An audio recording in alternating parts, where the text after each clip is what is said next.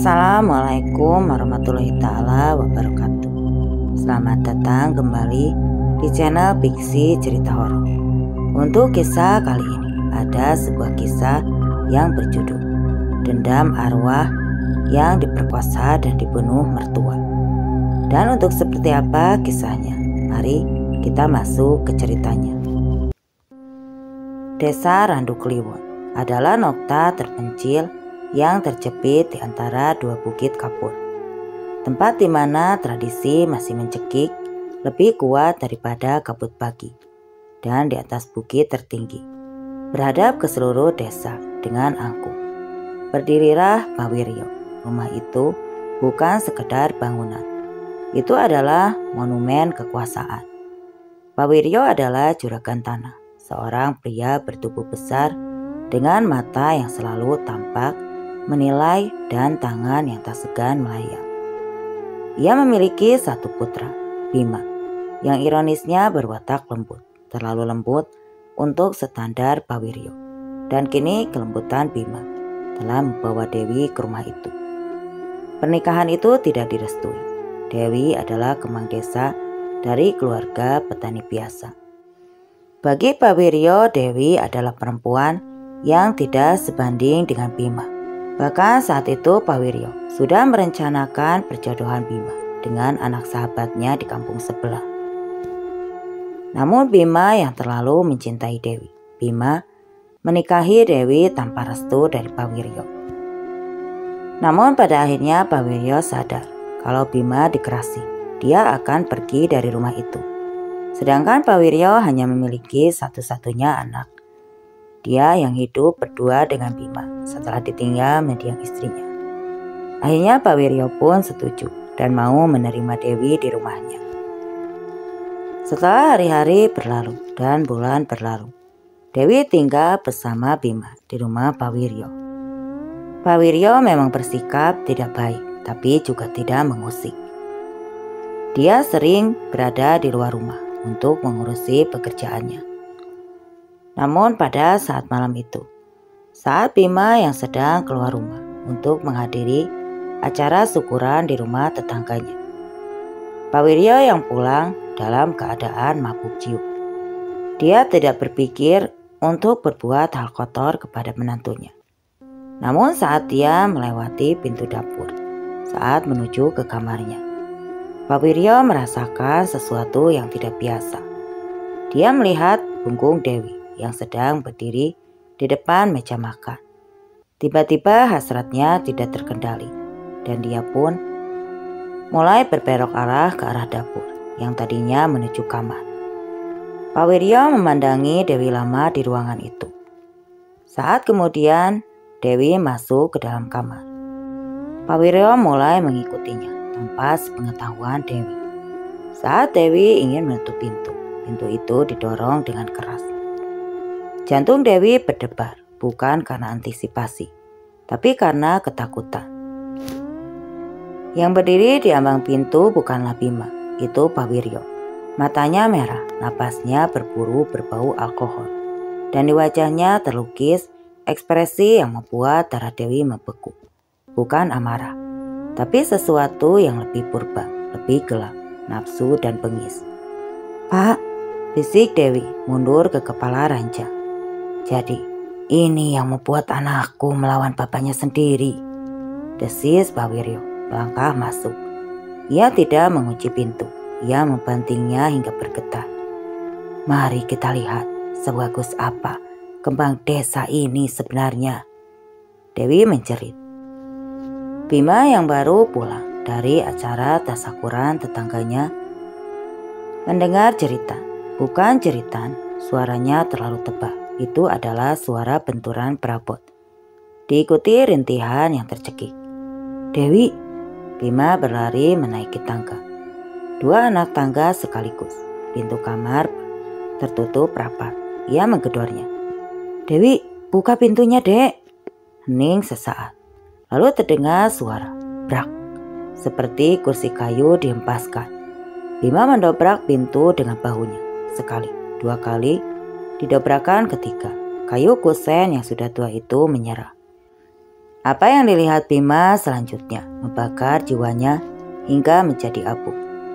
Pak Wiryo, ayahnya ada di sana, terengah-engah di atas ranjang yang porak-poranda. Di antara kelopak melati yang hancur, berbaring Dewi.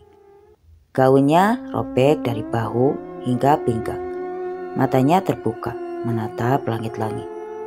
Tapi yang ada di sana bukan lagi Dewi, hanya cangkang kosong yang bergetar, menahan sakit dan malu tanpa terhenti. Dunia Bima runtuh. "Bajingan!" teriaknya. Ia menejang ayahnya, memukul membabi buta. Tapi Pak Wiryo yang tubuhnya lebih besar dan dikuatkan oleh kebrutalan seumur hidup, hanya terhuyung. Ia meraih lampu minyak di atas nakas dan menghantamkannya ke kepala Bima. Krang, kaca pecah, minyak tanah tumpah, dan hanya kegelapan yang menyelimuti Bima. Ketika Bima siuman, entah berapa lama kemudian, kamar itu sunyi. Pak Wiryo telah pergi. Aroma minyak tanah bercampur dengan bau anyir darah. Ia merangkak keranjang. "Dewi, Dek." Dewi menoleh perlahan. Air mata bercampur darah mengalir dari pelipisnya. Ia mencoba meraih Bima.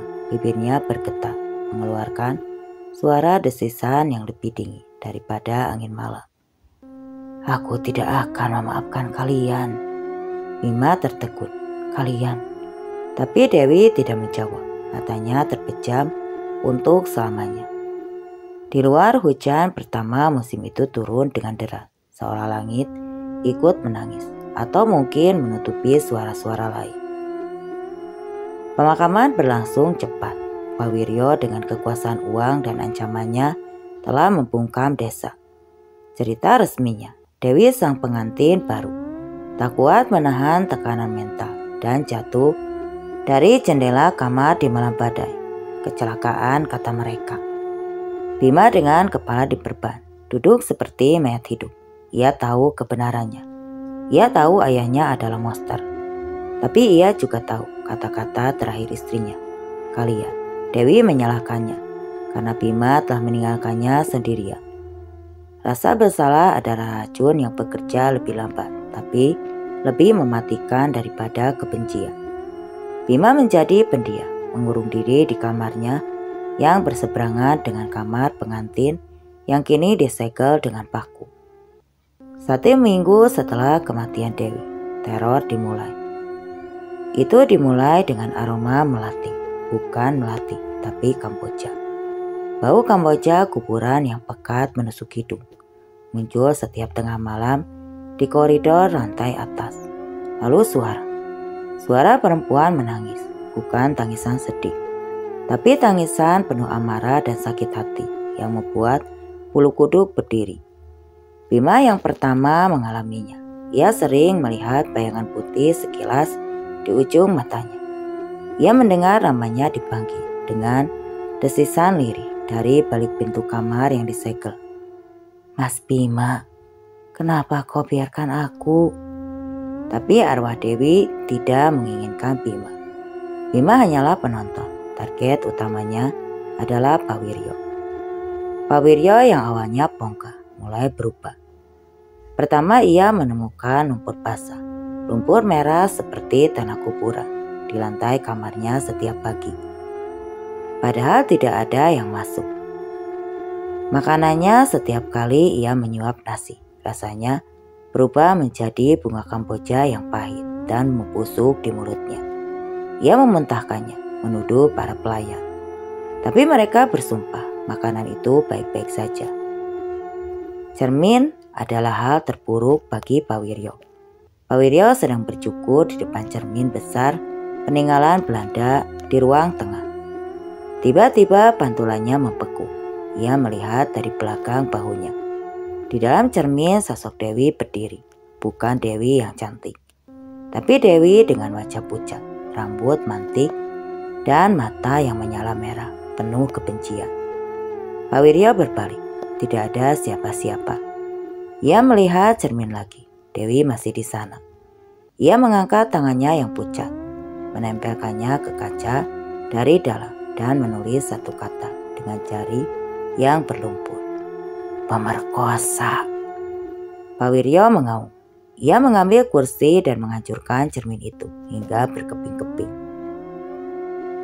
Sejak saat itu, Pak Wiryo tidak pernah sama sekali ia menjadi paranoid, ketakutan. Ia menyuruh semua cermin di rumah disingkirkan, tapi itu tidak membantu.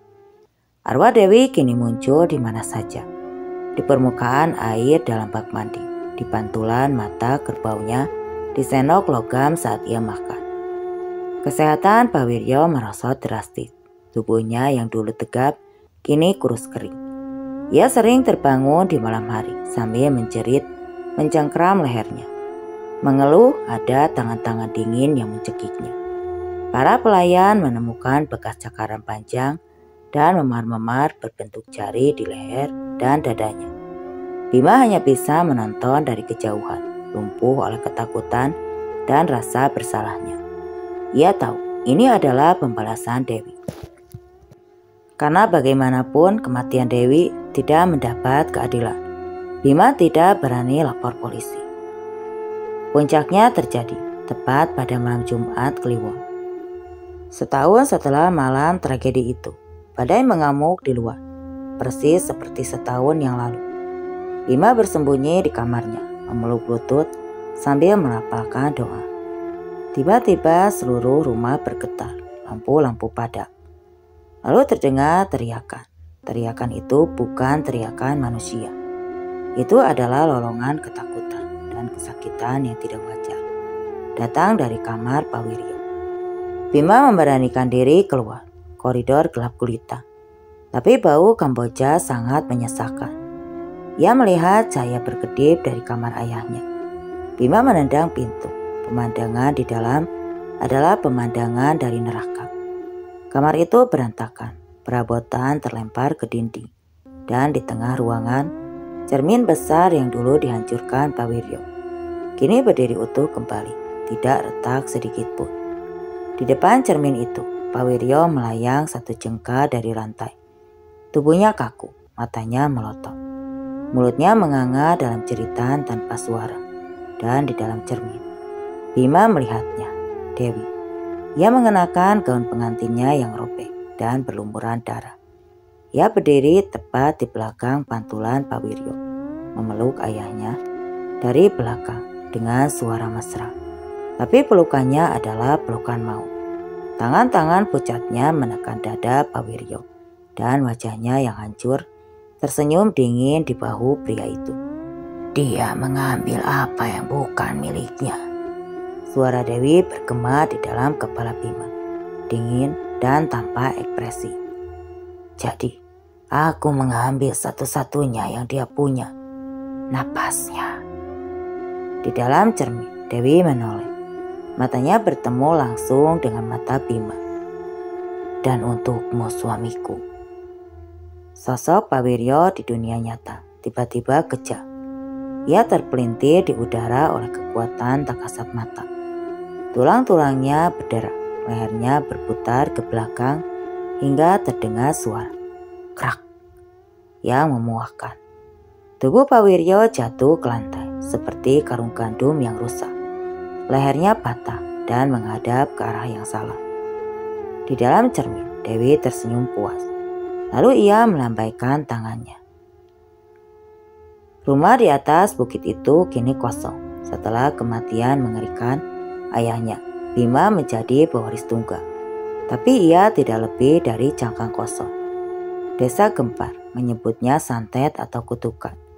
Tidak ada yang berani mendekati rumah itu. Bima mencoba pergi. Ia berkemas, membawa satu koper kecil, bertekad meninggalkan Randu Kliwon selamanya. Ia sampai di pintu depan. Tangannya baru saja menyentuh gagang pintu ketika pintu itu terbanting menutup dengan sendirinya. Angin dingin merembus dari belakang, aroma melati yang lembut. Bukan Kamboja mengisi udara. Mas Bima, mau kemana? Bima berbalik perlahan. Jantungnya terasa berhenti di puncak tangga. Berdiri Dewi, bukan arwah penuh dendam yang berlumuran lumpur. Tapi Dewi yang ia kenal. Istrinya yang cantik tersenyum lembut, mengenakan gaun pengantinnya yang kini utuh dan putih bersih. "Dewi," bisik Bima, air matanya mengenang. "Apakah ini mimpi? Apakah ini kutukan terakhir?" "Bapak sudah pergi, Mas," kata Dewi lembut. Suaranya merdu. Ia menuruni tangga satu persatu. "Dia sudah membayar hutangnya. Sekarang tinggal kita berdua." Bima merasakan kelegaan yang luar biasa. "Dewi, maafkan aku. Shh." Dewi meletakkan jarinya yang dingin, terlalu dingin di bibir Bima. "Aku sudah memaafkanmu. Kau hanya takut, tapi sekarang kau tidak perlu takut lagi." Ia meraih tangan Bima. "Malam pengantin kita tertunda, Mas. Tapi kita punya banyak waktu sekarang." "Waktu?" Dewi tersenyum, tapi senyumnya tidak sampai ke matanya. Mata itu kini hitam legam, sedalam sumur tanpa dasar. "Kita punya selamanya," bisiknya. Bima mencoba menarik tangannya, tapi cengkraman Dewi sekuat baja. Ia melihat ke pintu depan. Pintu itu tampak tua, tertutup sarang laba-laba, seolah tidak pernah dibuka selama ratusan tahun. Bima menjerit. Tidak ada yang pernah melihat Bima lagi. Penduduk desa mengatakan, "Jika kau cukup berani melewati rumah ini di atas bukit itu pada malam Jumat Kliwon, kau tidak akan mendengar jeritan atau tangisan.